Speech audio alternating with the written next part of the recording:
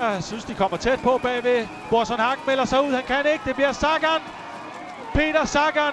Slovakiet. Der er en nummer 2, men der er for langt derned, når man hedder Peter Sagan. Hvor er han suveræn, den mand. Vinder foran Boasson Hagen. Hans anden etapesejr i dette års tur. Goss kommer til højre. Sagan bagved. Sagan åbner ud til venstre. Det er Greipel. Sagan. Greipel, Sagan. Goss kan ikke komme frem. Det bliver Peter Sagan, der vinder. Og sådan fejrer han det denne gang. Igen styrer de feltet. Nej. Og folk ligger og roder rundt ude i rabatten. Se et billede. Og så er den altså totalt splittet op, og der står mange ryttere her. Ja, det gør det altså. Der er folk, der taber 5 minutter i dag. Ej, hvor er det så er der måske folk, der ikke... Slemt igen. Der er folk, der har slået sig gevaldigt. Nej. Og det er frygteligt, det der. Froome. Hvad sker der nu? Froome kører.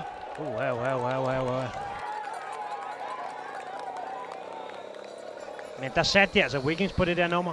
Det gjorde de. Det er ikke smart, det der. Hvad laver de, Team Sky? Det forstår jeg ingenting af, det her. Og så skal der lige kommunikeres, og Froome kigger bagud og annullerer sit angreb. Han finder vejen, der kommer han Cavendish. Kanonkuglen er sendt afsted, og han sætter dem alle sammen på plads. Bum, etapesejr nummer 2. Verdensmesteren kom fra ingenting og tog det hele.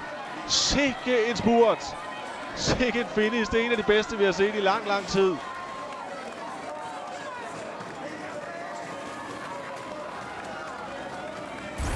Men lige før han har tid til at gå på café, få en espresso og alligevel vinde. Stor etape har han kørt. Håndtryk til sportsdirektøren. Og det her, det er et stort triumftog igennem Luchon. Thomas Voeckler vinder sin anden etape i år. Sin 4. Tour de France-etape i alt. Sin sejr nummer 37 som professionel. Og kroner det hele med en bjergtrøje også.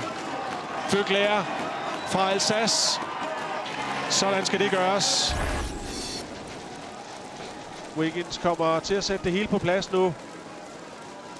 Ham kunne ingen hamle op med.